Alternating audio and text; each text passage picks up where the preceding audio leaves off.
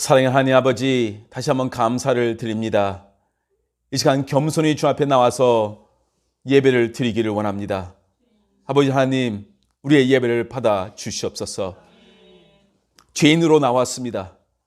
주님이 필요해서 나왔습니다. 주님의 도움이 필요하기에 이 자리에 나왔습니다. 주님께 영광을 돌리고자 이 자리에 나왔습니다. 우리를 받아 주시옵소서. 말씀을 듣기를 원합니다. 말씀하여 주시옵소서. 이 시간 하나님의 말씀을 통해서 우리가 위로를 받고 도전을 받고 힘을 얻고 이 세상을 향해 다시 한번 나아갈 수 있도록 인도하여 주시옵소서. 감사하며 예수님의 이름으로 기도드렸습니다. 아멘. 하나님의 말씀 보시겠습니다. 로마서 5장 12절에서 18절 말씀. 로마서 5장 12절에서 18절 말씀 우리 다 함께 한 목소리로 읽도록 하겠습니다. 그러므로 한 사람으로 말미암아 죄가 세상에 들어오고 죄로 말미암아 사망이 들어왔나니 이와 같이 모든 사람이 죄를 지었으므로 사망이 모든 사람에게 이르렀느니라. 죄가 율법이 있기 전에도 세상에 있었으나 율법이 없었을 때에는 죄를 죄로 여기지 아니하였느니라. 그러나 아담으로부터 모세까지 아담의 범죄와 같은 죄를 짓지 아니한 자들까지도 사망이 왕노릇하였나니 아담은 오실자의 모형이라. 그러나 이 은사는 그 범죄와 같지 아니하니 곧 한 사람의 범죄를 인하여 많은 사람이 죽었은즉 더욱 하나님의 은혜와 또한 한 사람 예수 그리스도의 은혜로 말미암은 선물은 많은 사람에게 넘쳤느니라. 또 이 선물은 범죄한 한 사람으로 말미암은 것과 같지 아니하나니 심판은 한 사람으로 말미암아 정죄에 이르렀으나 은사는 많은 범죄로 말미암아 의롭다 하심의 이름이니라. 한 사람의 범죄로 말미암아 사망이 그 한 사람을 통하여 왕노릇하였은즉 더욱 은혜와 의의 선물을 넘치게 받는 자들은 한 분 예수 그리스도를 통하여 생명 안에서 왕노릇하노라. 그런즉 한 범죄로 많은 사람이 정죄에 이른 것 같이 한 의로운 행위로 말미암아 많은 사람이 의롭다 하심을 받아 생명에 이르렀느니라. 아멘. 죄에서 자유를 얻게 함은이라는 설교 제목을 가지고 오늘 함께 종려주일 예배를 드리도록 하겠습니다. 내일부터는 고난주간이 시작이 됩니다. 2000년 전 예수님께서 많은 사람들의 환호 속에 나귀를 타고 예루살렘으로 들어오셨습니다. 그때만 해도 예수님의 인기는 엄청난 것처럼 보였습니다. 새로운 변화를 예루살렘에 가져올 어떻게 보면 정치적 메시아, 정치적 지도자가 될 것처럼 보였습니다. 제자들도 다 그렇게 생각하고 있었습니다. 인간의 눈으로 보면 그렇습니다. 정치적 지도자가 되는 그런 순간이었습니다. 그러나 우리 주님은 다른 계획을 가지고 있었습니다. 우리 주님은 십자가를 지시고 십자가에서 죽으실 생각을 그 순간 하고 계셨습니다. 십자가에서 피 흘리시면서 인간을 구원할 계획을 가지고 예루살렘에 입성하신 것입니다.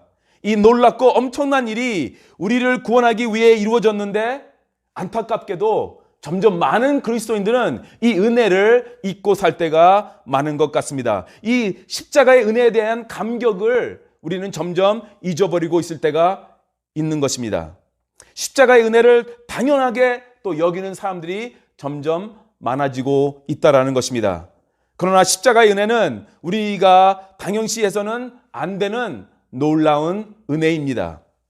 십자가 보혈의 은혜가 2000년 전 갈보리에서 흘리셨던 그 피의 권세는 우리 안에 오늘도 이 죄의 권세를 깨트리는 능력이 있음을 우리 모두가 믿어야 할 줄 압니다.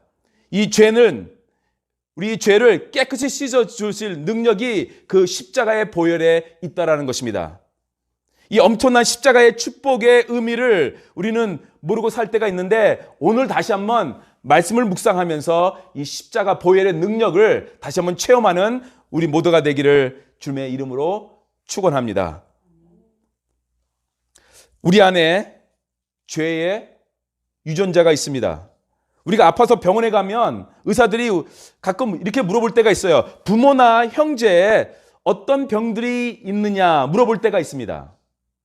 그래서 부모 중에 뭐 간이 안 좋다, 아니면 뭐 암이 있었거나 당뇨가 있었거나 하면 나도 그 부분에 특별히 조심해야 한다는 것입니다. 그래서 의사들이 물어볼 때가 있어요.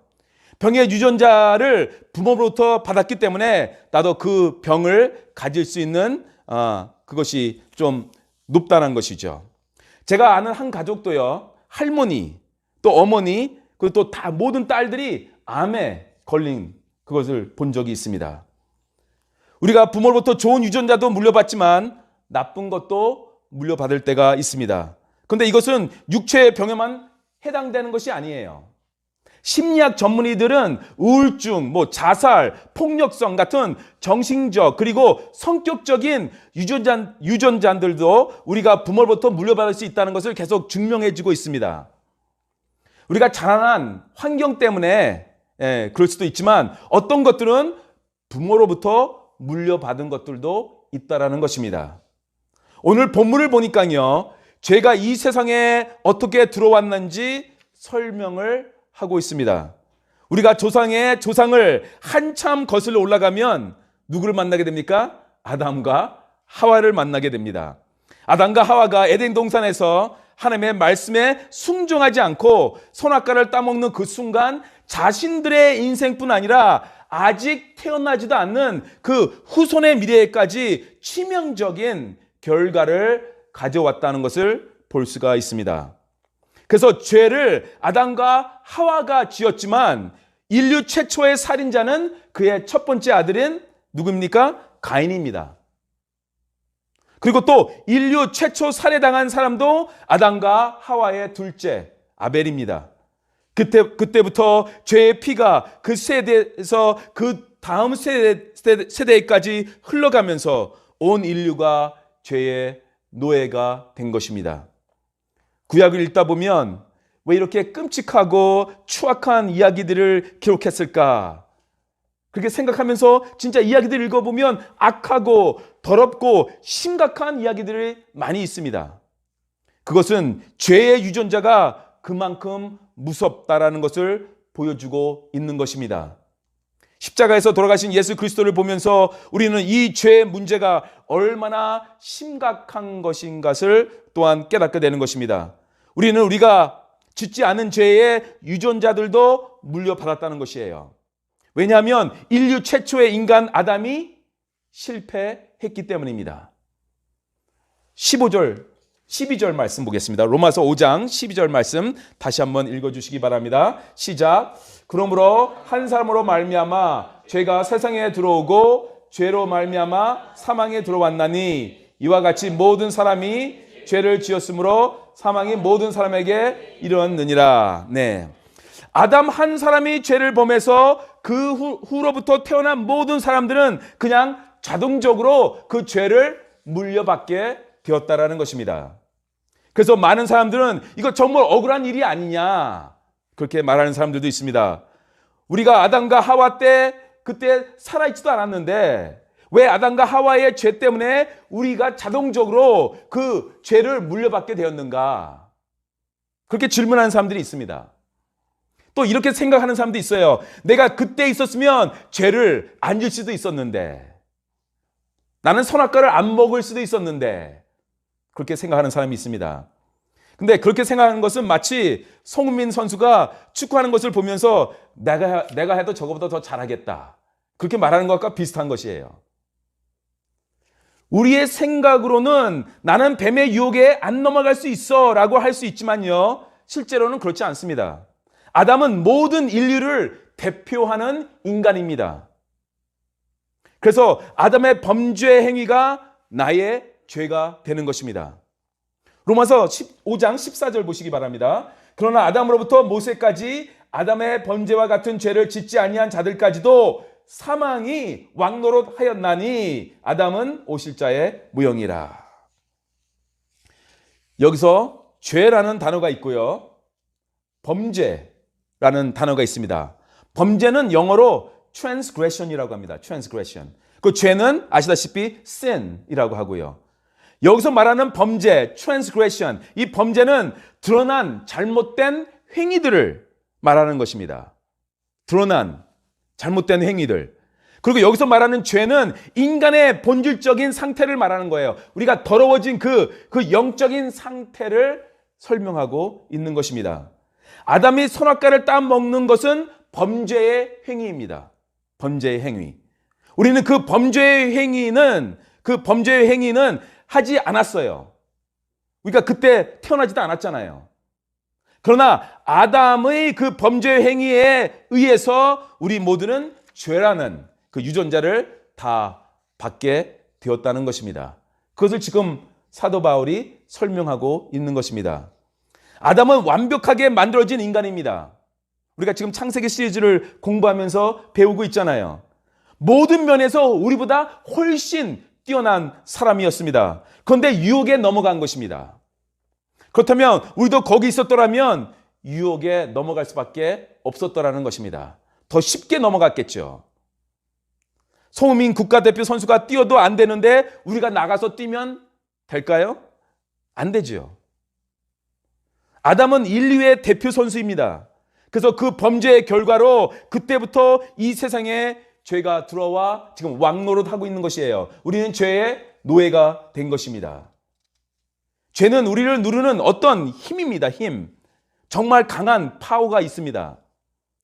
사람의 노력으로 죄에서 자유를 얻을 수 있을까요?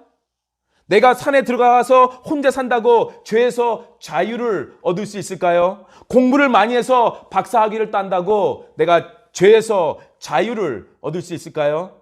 아닙니다. 죄는 영적인 힘이거든요. 우리를 노예로 삼아 우리를 힘들게 하는 그 파워가, 그 영적인 파워가 죄 안에 있는 것이에요. 우리는 이런 것을 볼 때가 있습니다. 어떤 가정은 계속 반복되는 죄의 패턴이 있어요. 그 대대로 똑같은 죄의 문제로 가정이 힘들어지고 가정이 시달리고 가정이 망하는 것을 그런 게 있어요. 그것은 조상의 누군가가 어떤 시점에서 예를 들어서 폭력의 영, 도박의 영, 음란의 영, 슬픔의 영, 자살의 영, 그 문을 열어준 것이에요. 어느 시점에서, 이 조상의 시점에서 그 범죄의 유혹에 굴복하고 무너져 내린 것입니다. 그때부터 사탄이 그 가족을 그냥 꼼짝 못하게 하면서 그 사람만 파괴시킨 것이 아니라 앞으로 생길 그 자녀들의 가정에게까지 사탄이 그 영향력을 행사하고 있는 것입니다. 그것을 우리가 알아야 합니다. 이러한 사이클이 계속되는 것을 보게 됩니다. 그래서 누군가가 이 사이클을 끊어야 합니다. 끊어버리지 않으면 이 죄의 피는 계속 다음 세대로 흘러가게 돼 있는 것입니다. 누가 끊습니까? 언제 끊어집니까? 누군가 그 가문에서 예수님을 믿으면 끊어지게 돼 있습니다. 놀라운 사실입니다. 만약 여러분 중에 여러분 가정에서 가장 먼저 예수를 믿는 사람이 되셨다. 그 결정이 얼마나 위대한 결정인 줄 이 시간 깨달으시기 바랍니다. 놀라운 축복입니다. 아담 때부터 계속 내려왔던 죄의 피가 끊겨지는 그 놀라운 축복이에요. 여러분이 믿었기 때문에. 우리가 예수 그리스도를 믿는 그 순간 갈보리에서 흘리신 그 피가 우리가 물려받았던 그 죄의 피를 끊어버리는 것입니다. 죄의 문제를 해결하기 위해서는 문제가 무엇인 줄 알아야 합니다. 문제가 없다고 하면 안 돼요. 숨긴다고 되는 것이 아닙니다. 팔이 부러졌는데 그래서 정말 아픈데 나에게 아무런 문제가 없다. 아프지 않아 하면서 병원에 안 가고 의사를 만나지 않는다면 그건 나에게 문제가 있다고 먼저 말을 해야 합니다. 우리에게 있는 죄의 문제, 우리가 결심한다고 끊어지는 것도 아니고요. 우리가 끊어지는 것도 아닙니다. 주님 앞으로 가지고 나와야 합니다. 사탄은 어둠의 영입니다. 그래서 죄의 문제를 은폐하고 숨기려고 합니다. 이것은 마치 쓰레기를 버리지 않고 그냥 침대 밑에 계속 쌓아두는 것과 똑같습니다. 안 보이죠? 그래서 깨끗하게 보여요. 그렇지만 언젠가는 냄새가 납니다. 또 남아있는 것이에요. 안 보일 뿐이지. 그러나 우리 주 예수 그리스도는 세상의 빛입니다. 죄를 숨기면 안 되고 주님께 가지고 나와서 다 보여드리면서 솔직히 고백해야 하는 것입니다. 우리를 용서해 주시고 우리를 감싸 주시고 우리를 능력 주시기를 원하시는 주님이십니다. 그러니 죄를 숨기는 것이 아니라 죄를 가지고 주님 앞에 나오시기를 바랍니다. 내일부터 시작하는 고난주간 동안 여러분에게 또 여러분의 가정에게 여러분의 자녀에게 있는 어떤 죄의 문제가 있다면 그것을 놓고 특별히 기도하시면서 금식하실 수 있으면 하시면서 그 죄의 문제를 끊는 여러분이 되시기를 주님의 이름으로 축원합니다. 십자가의 보혈로 그 죄들이 깨끗이 씻음을 받고 치유가 되면 보혈의 능력을 받는 그런 능력 우리에게 올 것입니다. 열심히 기도하면 됩니다. 주님을 의지하고 기도하면 됩니다. 죄를 회개하면 주님께서 용서해 주실 것입니다. 주님의 능력의 그 보혈의 피가 우리를 덮을 것입니다. 주님, 저는 더 이상 우리 가문에 내려오는 이 죄의 패턴을 반복하지 않겠습니다. 예수님의 보혈로 우리 가정을 덮어 주시옵소서. 예수님의 보혈로 죄의 사이클을 끊어 주시옵소서. 저에게, 저의 자녀와 후손들에게 새로운 미래를 열어 주시옵소서. 예수님의 이름으로 이런 기도를 드리시기 바랍니다. 선포하시기 바랍니다. 우리의 조상의 누군가가 어떤 특정한 범죄의 문을 열어놓았기 때문에 그 어떤 특정한 죄에 우리 가족이 대대로 시달릴 수 있다는 것이에요. 그런데 우리가 예수님을 믿으면서 그 열린 문을 잠글 수가 있어요. 그렇게 할 수 있다라는 것이죠. 15절 말씀 읽겠습니다. 시작. 그러나 이 은사는 그 범죄와 같지 아니하니 곧 한 사람의 범죄로 인하여 많은 사람이 죽었은즉 더욱 하나님의 은혜와 또한 한 사람 예수 그리스도의 은혜로 말미암아 선물은 많은 사람에게 넘쳤느니라. 아멘. 우리의 조상 중에도 첫 번째 아담처럼 어떤 특정한 죄를 우리의 가문 안으로 끌어들인 사람이 있습니다. 누군지는 모르죠. 우리가 알 수도 있고요. 우리 할아버지던가 그러면 알 수가 있죠. 아버지던가. 그렇지만 모를 수도 있어요. 그러나 우리가 예수 그리스도의 보혈로 그 열린 문을 닫으면 되는 것이에요. 오늘 성만찬을 참여하는데요, 이 예수님의 보혈이 멀리 있는 것이 아닙니다. 내 안에 지금 흐르고 있다는 것을 믿어야 됩니다. 우리 가문 안으로 흘러 들어오게 하는 것을 막아야 하는 것이에요. 끊어버려야 되는 것입니다. 놀라운 축복이 있습니다. 예수 그리스도의 보혈에. 이 축복의 예수 그리스도의 보혈은요, 우리의 과거와 현재를 해결할 뿐 아니라 우리의 미래의 자손에까지 흘러갈 수 있는 그 능력의 보혈입니다. 오늘 나의 결정이 내일 나뿐 아니라 나의 가족, 나의 후손들에게까지 영향을 미친다는 사실을 기억해야 합니다. 내가 죄를 지으면서 내 마음대로 막 살아가면 내 자녀, 내 후손들에게까지 그 죄가 흘러갈 수 있다는 사실을 기억하시기 바랍니다. 반면에 내가 주님의 보혈로 죄를 씻고 그 보혈의 능력에 힘입어 하나님을 예배하는 삶을 살고 하나님의 말씀을 순종하는 삶을 살면 이 놀라운 영적인 축복이 나뿐 아니라 우리 자손들에게까지 흘러간다는 사실 또한 믿으시기 바랍니다. 우리는 자녀들에게 무엇인가 물려주기를 원합니다. 부모라면 다 그런 마음이 있습니다. 집도 물려주고 싶고요. 땅도 물려주고 싶고요. 돈도 물려주고 싶고요. 없어서 못 물려주지. 있으면 다 주고 싶죠. 그렇지만 이것보다는 자녀들에게 우리가 물려줘야 하는 유일한 것 무엇일까요? 예수 그리스도를 믿는 그 믿음, 그 신앙. 그것을 물려주시기 바랍니다. 믿음 생활은 장거리 릴레이 시합과 마찬가지입니다. 마라톤을 뛰는 거예요. 근데 릴레이 같아요. 우리가 뛸 만큼 뛰고 다음 세대에 바톤 터치를 해서 물려주는 것입니다. 그래서 우리가 열심히 오래 뛰면 뛸수록 우리의 다음 세대가 좀 더 편해질 수 있어요. 내가 고생한 만큼 다음 세대는 좀 편해지는 것입니다. 지금 현재 한국교회가 누리고 있는 이 놀라운 축복, 우리가 열심히 해서 받은 것이 아니라 그전 우리의 믿음의 부모님들이, 우리 믿음의 조상들이 힘든 가운데서도 예수님을 찾았고 하나님을 예배했던 그 결과 아니겠습니까? 역사 속에서 우리의 조상이 어떻게 영적으로 살았는가는 나에게 영향을 미치고요. 내가 어떻게 살았는가는 우리 후손에게 영향을 미치게 되는 것입니다. 우리 어른들이 이런 말을 하잖아요. 애들이 보는 앞에서 말 조심해야 한다. 네. 듣고 배운다라는 것이죠, 아이들이. 애들이 보는 앞에서 말도 조심하고 행동도 조심하지만 애들이 보지 아니하는 데서는 아무렇게나 행동해도 되나요? 아닙니다. 하나님이 다 보고 계십니다. 우리가 매일 내리는 결정은 나 혼자의 결정이 아니에요.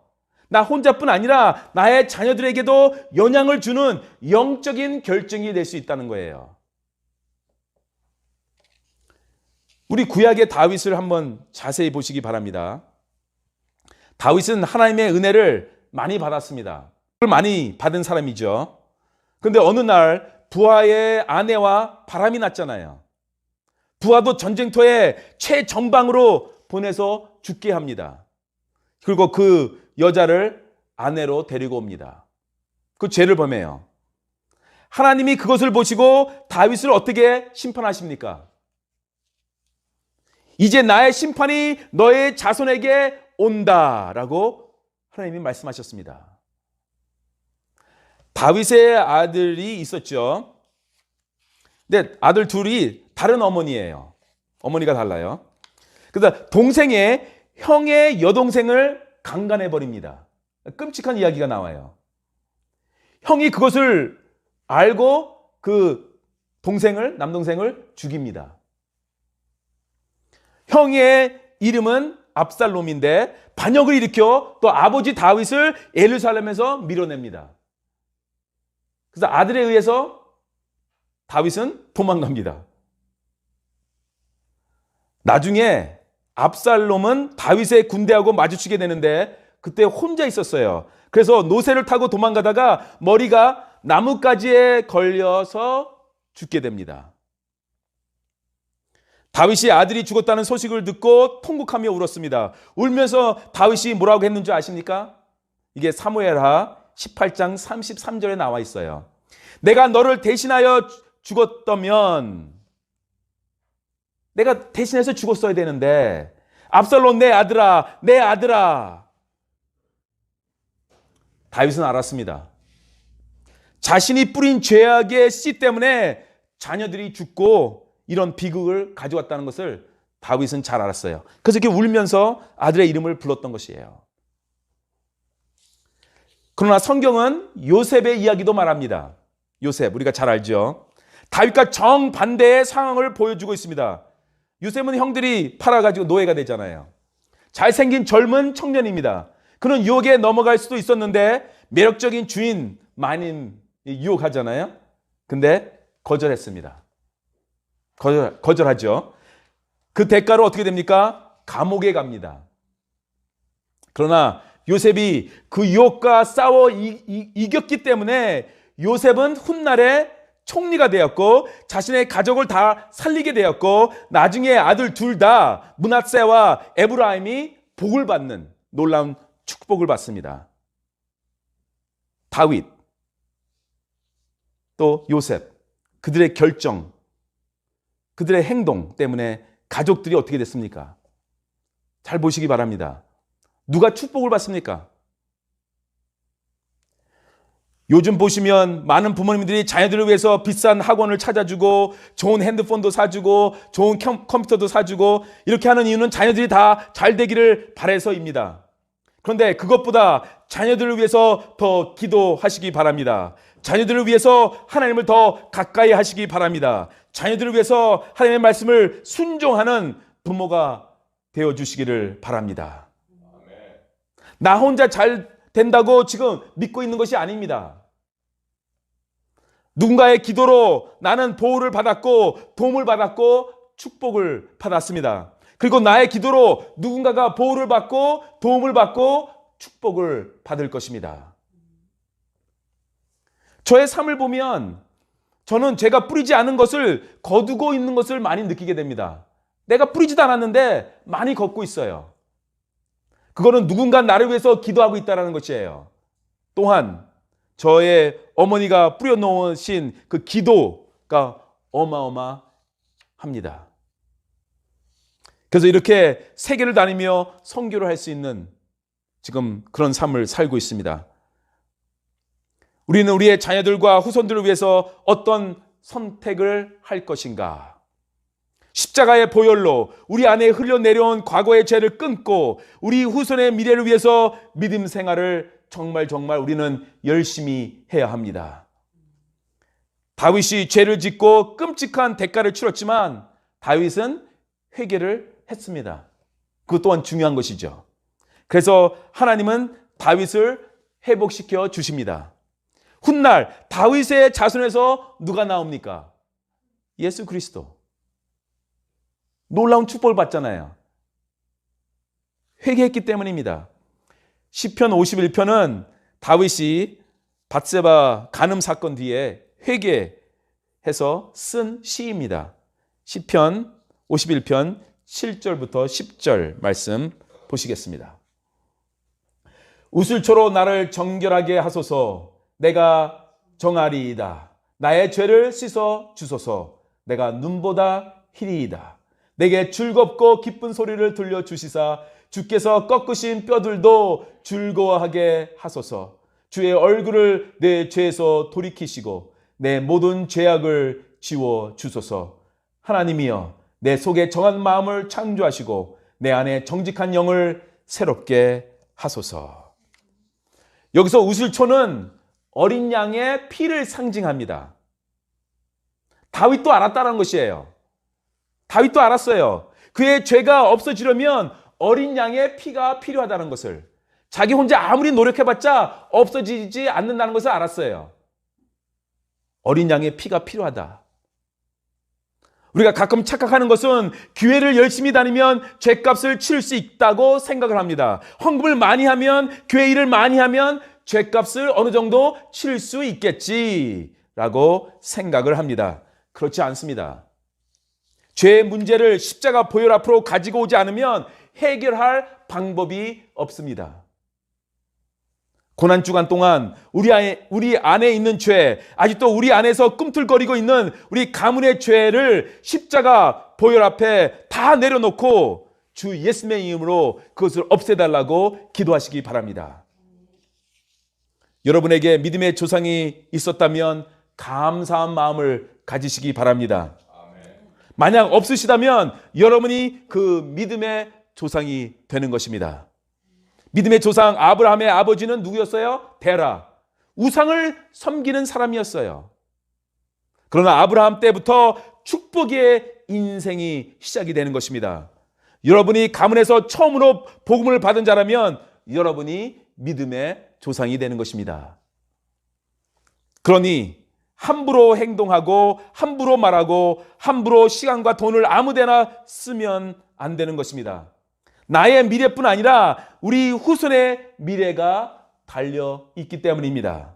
여러분을 통해 여러분의 후손들이 축복받기를 간절히 원합니다. 모든 사람은 살려고 이 세상에 태어납니다. 그러나 우리 주님만 죽으시려고 세상에 태어나셨습니다.